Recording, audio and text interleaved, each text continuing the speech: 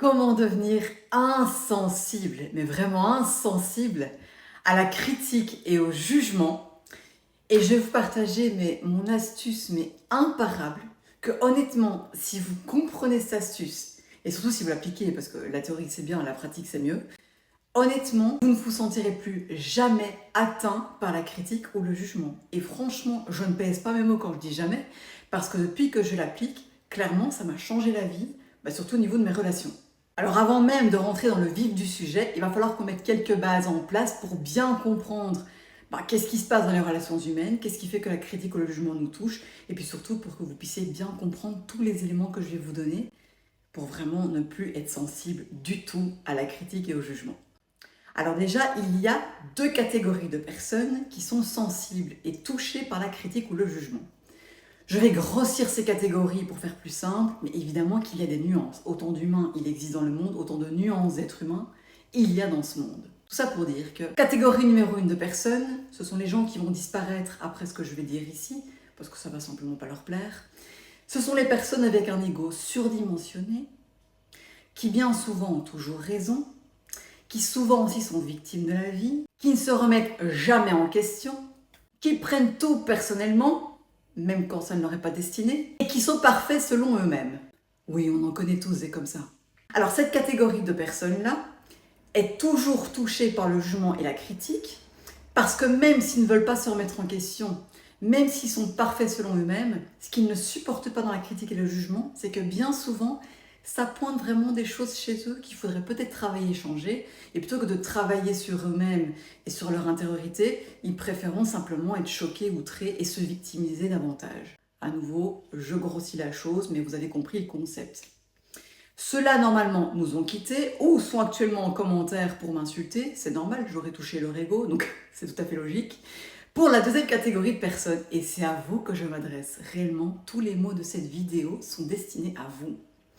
Cette catégorie numéro 2 de personnes, pareil, je grossis aussi, sont très souvent hyper sensibles et surtout hyper empathiques. Parce qu'on peut être sensible mais pas empathique ou manquer d'empathie à des degrés différents. Mais voilà, souvent ils sont hyper sensibles, hyper empathiques. Ce genre de catégorie de personnes, ça peut être des personnes aussi tellement sensibles, hyper empathiques qui prennent même la misère des autres sur leur dos, qui culpabilisent quand ils ne sont pas assez présents pour les autres. La typologie, même vous savez, tous ceux qui sont des Saint-Bernard, qui veulent toujours sauver les autres, qui sont toujours à l'écoute des autres, qui sont toujours présents pour les autres, qui veulent toujours montrer qu'ils sont clairs, qu'ils sont honnêtes.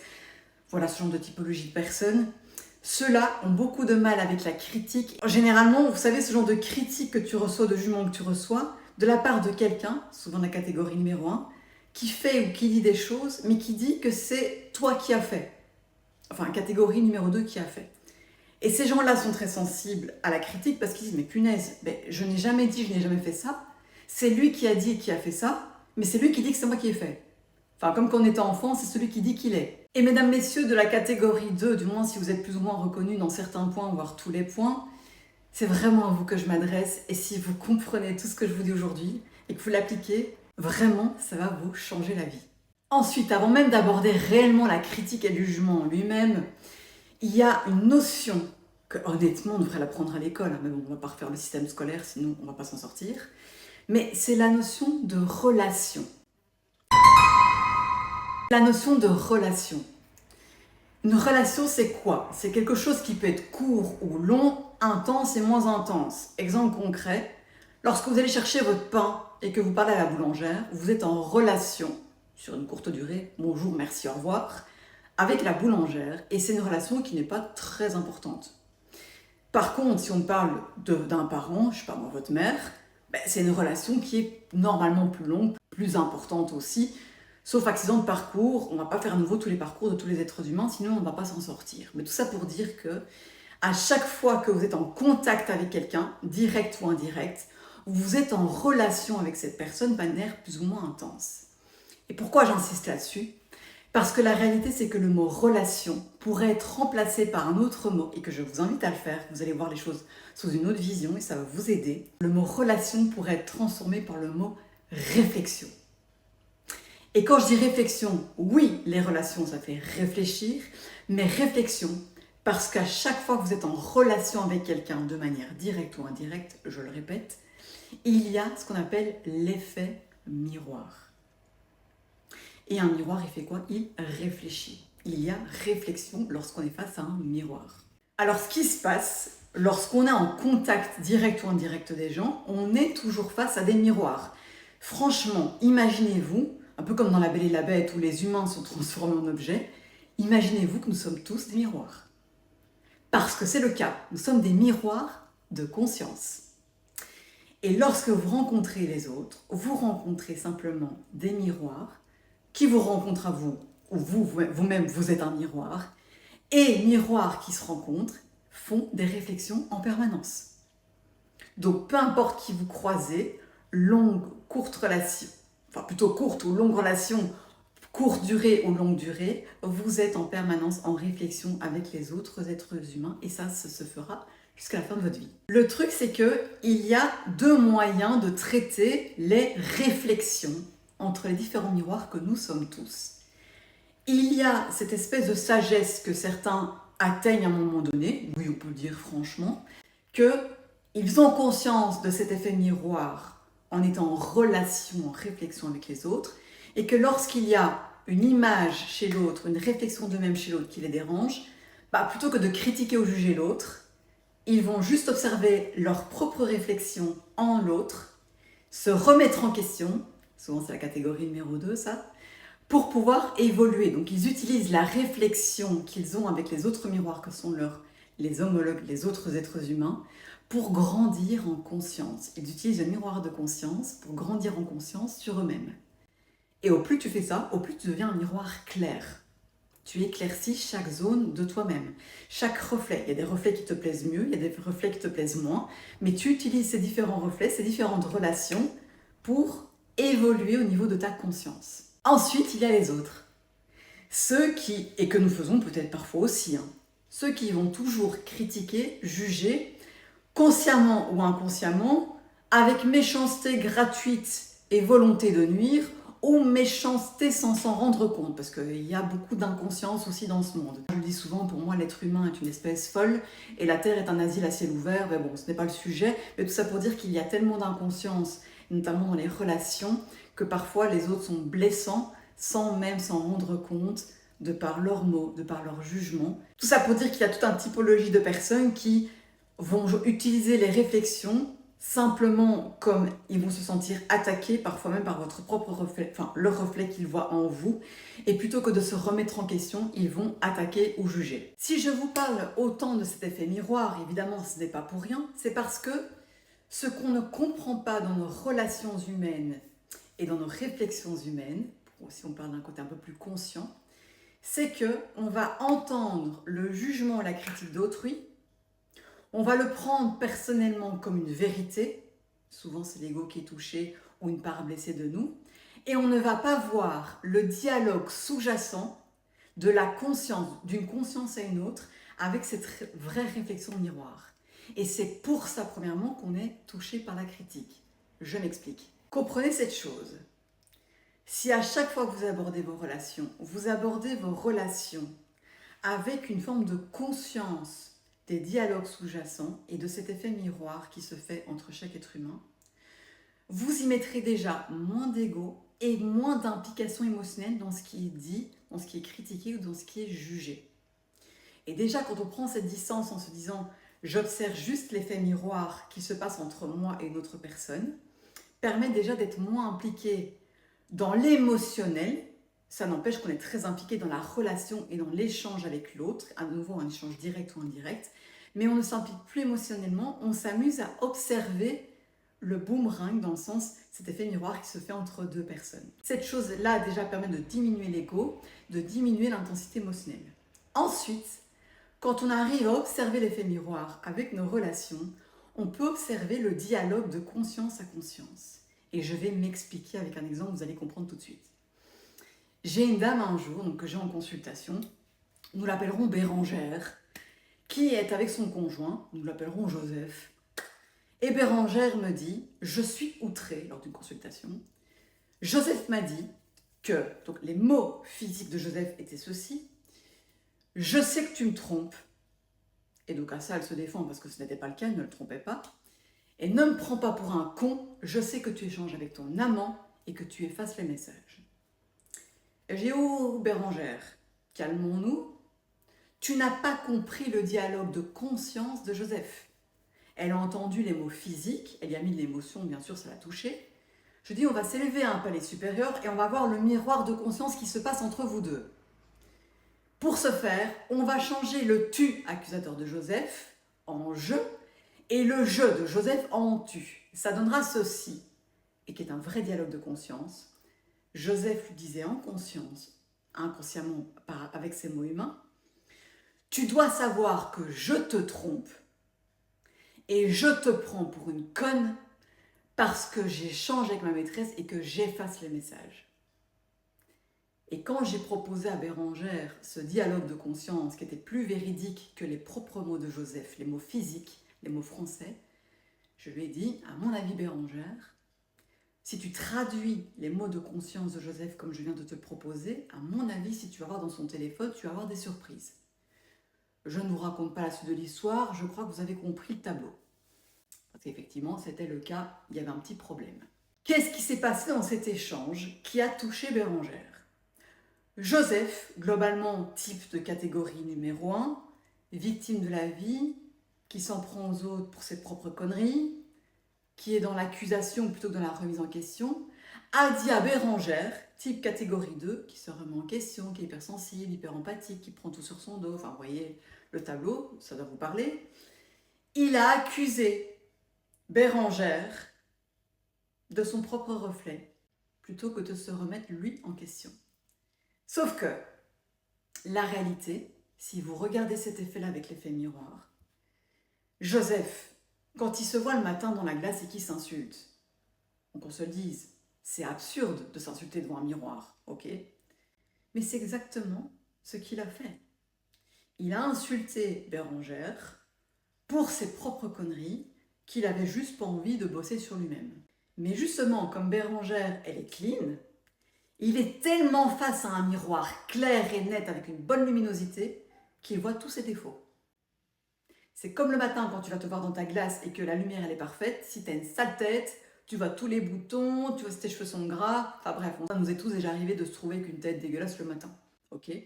Mais il est absurde d'insulter le miroir, dans le sens, si tu insultes ton propre reflet, bah, le miroir il te reflète, mais il ne fera rien du tout.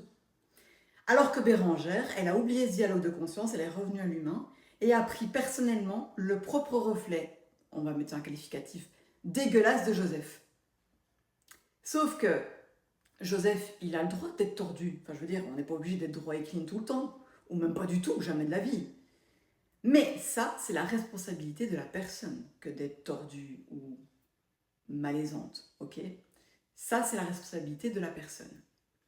La responsabilité de l'autre, qui est juste miroir, c'est de ne pas prendre personnellement le reflet de l'autre. Je veux dire, le matin, par exemple, quand vous êtes face à votre miroir, ok, que vous trouvez que vous avez une sale tête, mais ça, c'est votre responsabilité que de penser que vous avez une sale tête. Il serait absurde de penser que parce que vous vous répétez dans le miroir que vous avez une sale tête, que le miroir soudainement va changer de tête pour vous, il va se briser au pleurer. Enfin, je veux dire, moi, mon miroir, quand je l'insulte, il ne fait rien. Il est stoïque. Je veux dire, moi, je peux m'insulter pendant 10 minutes le matin si je veux. Mon miroir, il pleure pas, il s'énerve pas, il se casse pas. Il ne fait rien. Il est juste miroir, il me reflète. Il reflète l'image physique que j'ai à ce moment-là. Dites-vous que vous, c'est exactement pareil et c'est exactement la position adoptée, celle du miroir. De prendre conscience que l'autre, quand il vous parle, bien souvent, il se parle à lui-même, à sa propre réflexion. Et quand il dit tu et qu'il est accusateur et parfois même agressif, il parle de lui. Il parle rarement de vous. Donc à moins que vous ayez affaire à quelqu'un qui est vraiment extrêmement bienveillant avec vous, qui est quelqu'un qui a cette capacité de sensibilité, d'empathie, donc qui est capable aussi d'amener une communication qui est constructive, ça peut arriver qu'à ce moment-là, lorsque l'autre vous fait une remarque, mais qui n'est pas méchante, exemple concret, mon mari, c'est quelqu'un qui me veut du bien, parfois il va dire une vérité que, objectivement, cette vérité, elle me fait mal à entendre, mais pas parce qu'il a voulu me blesser, mais parce qu'en fait, il m'a amené la chose à laquelle je ne voulais pas voir, ou que c'était pas le moment pour moi de voir, et que quand il me l'amène, ah, ça me tord, ça me touche, parce qu'en fait, il fait reflet chez moi, il me montre chez moi une part que je n'avais pas vue, ok? Mais ce n'est pas méchant, critiquant. Je suis touchée parce que c'est une vérité sur laquelle je vais travailler. Par contre, il y a des gens qui sont vraiment critiques et on va dire mauvais dans la parole, très jugeants, et qui ont pour but de vous blesser, simplement parce que la réalité, c'est qu'ils s'insultent eux-mêmes. Et dites-vous un truc, c'est que au plus vous êtes quelqu'un d'honnête, au plus vous êtes quelqu'un de droit, au plus vous allez insupporter, et je le dis bien insupporter, les gens de la catégorie numéro 1. Parce qu'au plus tu es clair, au plus tu es net, au plus tu es comme un miroir extrêmement limpide pour toute personne qui se regarde dedans. Donc une personne de catégorie 2 qui regarde une personne de catégorie 2 vont pouvoir évoluer ensemble parce qu'elles sont conscientes de cet effet miroir et sont capables de se remettre en question sur leur propre reflet. Mais une personne de catégorie 2 qui est claire et nette face à une personne de catégorie 1 se mangera toujours de la critique. Je ne sais pas si vous avez déjà entendu cette expression, mais c'est toujours les clous tordus qui tapent sur les clous droits. Et les clous tordus, on les laisse tranquilles parce qu'ils sont déjà tordus. Mais c'est une vérité. Les gens tordus, tordus dans tout plein de sens, critiquent et qui ne veulent pas se remettre en question, critiqueront toujours ou jugeront toujours, on va dire radicalement, des gens extrêmement droits. Simplement parce que plutôt que de faire face à leur propre médiocrité, ils préféreront critiquer ou juger. Et donc, il est absurde de prendre le jugement et la critique de l'autre pour argent comptant, parce que la réalité, l'autre est juste en train de parler de lui. Et vous, vous êtes juste une réflexion, une projection de sa propre médiocrité. Donc, le meilleur moyen de ne plus jamais, mais plus jamais être touché par la critique ou le jugement, c'est toujours d'aborder vos relations un peu comme un jeu. Dites-vous, la vie, c'est comme un jeu. Vous jouez dans votre avatar qui est votre corps physique, des émotions, peu importe comment est votre avatar. Et vous êtes en relation avec d'autres joueurs de la vie. Nous sommes tous dans le jeu de la vie, dans cette vie. Bon, il y en a qui croient que c'est un combat, mais on va les laisser croire que c'est un combat. Mais si vous jouez le jeu de la vie, imaginez vraiment vos relations simplement comme des interactions, comme dans un jeu. Impliquez-vous dans vos relations, mais ne vous impliquez pas émotionnellement dans vos relations. Gardez toujours une espèce de distance en observant cet effet miroir qui se joue entre vous et les autres. Et lorsque quelqu'un vous parle en tu accusateur, vous juge ou vous critique, demandez-vous, est-ce que cette personne généralement est bienveillante? Est-ce que c'est quelqu'un qui a la capacité d'être bienveillante? Si oui, demandez-vous pourquoi la critique vous touche, le jugement vous touche. Est-ce que cette personne a mis en lumière quelque chose chez vous qui avait besoin d'être mis en lumière? Si oui, faites comme d'habitude, remettez-vous en question, utilisez ce reflet pour évoluer dans votre propre conscience et finalement mettre de la lumière sur une part d'ombre que vous n'avez pas vue. Si la réponse est non et que cette personne est plutôt de type catégorien, critique, jugeante, simplement parce qu'elle ne veut pas faire face à elle-même, écoutez ce qu'elle vous dit et regardez simplement la réflexion se faire. Il n'y a pas à s'énerver, à se tourmenter. La seule chose à faire à ce moment-là, c'est d'être un miroir. Rappelez-vous, votre miroir le matin, peu importe la tête que vous vous trouvez le matin, peu importe à quel point vous pouvez vous insulter, vous trouver magnifique. Votre miroir, il ne pleure pas, il ne rit pas, il ne juge pas, il ne bouge pas, il ne se brise pas, il ne fait rien, il est stoïque. Votre miroir, il ne fait que vous refléter. Donc quand vous êtes face à ce genre de catégorie de personnes, et on en connaît tous des gens de catégorie 1, on en connaît tous, calme, stoïque, t'es un miroir, et regardez l'autre se refléter lui-même. Et ce qui est horrible pour ce genre de personnes dans la catégorie numéro 1, c'est que lorsqu'ils sont face à un miroir très clair qui fait comme leur miroir le matin, si vous ne rétorquez pas leur méchanceté envers eux-mêmes et que finalement il y a une forme de réflexion, de critique et de jugement qui se fait, si vous restez stoïque comme un miroir, ces gens-là sont parfois bêtes émotionnellement, mais pas au point de se juger, se critiquer pendant 10 ans. C'est comme lorsqu'ils sont devant leur miroir, ils vont pas commencer à s'insulter pendant 10 minutes sur le fait que leur t-shirt est moche ou qu'il y a une tache dessus, vous voyez. Ils vont changer de t-shirt ou ils vont la laver leur tache s'ils sont capables de faire ça. Mais parce qu'ils savent que c'est inutile de s'insulter dans le miroir. Dites-vous qu'avec vous, c'est pareil. Au plus vous allez rester droit comme un miroir face à cette typologie de personnes, au moins ils pourront se confronter à vous-même parce qu'ils vont essayer de vous ramener à leur propre niveau. et au plus ils vont être face à une image tellement claire de leur propre médiocrité, au moins ils vous attaqueront. Et je vous parle d'expérience. Moi, à chaque fois que je suis face à une personne de catégorie 1, je reste stoïque. Souvent, ces gens-là, d'ailleurs, je les laisse parler, je les écoute se parler eux-mêmes, donc ils se réfléchissent en moi. Et ces gens-là n'aiment pas parler avec moi. Ces gens-là ne le supportent pas parce qu'en fait, je ne suis jamais touchée par la critique, le jugement ou les pics qu'on me lance pendant la conversation ou une altercation, parce qu'en fait, je vois juste l'effet miroir et je sais que l'autre se parle à lui-même. Ce qui fait que du coup, au plus vous allez adopter cette catégorie de miroir et cette position, mais stoïque de miroir, ben non seulement vous ne serez plus touché par la critique et le jugement, mais en plus de cela, vous serez moins face à ce genre de situation parce que les gens de catégorie 1 ne vous supporteront plus. Et c'est tant mieux d'ailleurs. Pour le simple fait que, tout comme si tu n'aimes pas ta tête et que tu ne veux pas voir ta tête, bah, tu ne vas pas passer ton temps devant un miroir qui est tout clair. Au pire, tu vas t'admirer dans un miroir qui est bof où on ne voit pas trop les défauts. Les gens médiocres, type catégorie 1, ne supportent pas, littéralement, voir le reflet de leur propre conscience qu'ils ne veulent pas remettre en question dans quelqu'un qui a un reflet ultra clair, ultra limpide. Donc autant tu peux fuir ton miroir dans la vraie vie physique parce que tu veux pas voir ta tête, autant quand tu es médiocre et que tu es tordu et que tu veux pas travailler sur ces parts-là en toi, tu ne voudras pas être face à un miroir extrêmement limpide de ta propre conscience. Donc ce qui va se passer, c'est qu'au plus vous allez être stoïque tel un miroir, sans réaction émotionnelle à l'agressivité, la critique, le jugement de quelqu'un qui n'est pas capable de communiquer correctement et qui n'est pas capable de faire le job pour lui-même que de travailler sur lui, au moins vous vous attirez ce typologie de personnes. Donc primo, vous ne serez plus touché. Secondo, vous ne les verrez quasiment plus ces gens-là. Ils ne vous supporteront pas, ils vont littéralement, et moi c'est ce qui m'arrive dans ma vie, vous éviter. En tout cas, j'espère que cette vidéo vous aura plu, vous aura parlé, vous aura donné une clé qui va vous changer la vie. Si vous avez des questions, n'hésitez pas à poser-les en commentaire, j'y répondrai avec grand plaisir. Et moi, je vous retrouve la semaine prochaine pour une vidéo dans le même style, pour vous aider davantage dans vos relations et avec une nouvelle astuce qui pourrait bien changer votre vie davantage au niveau des relations.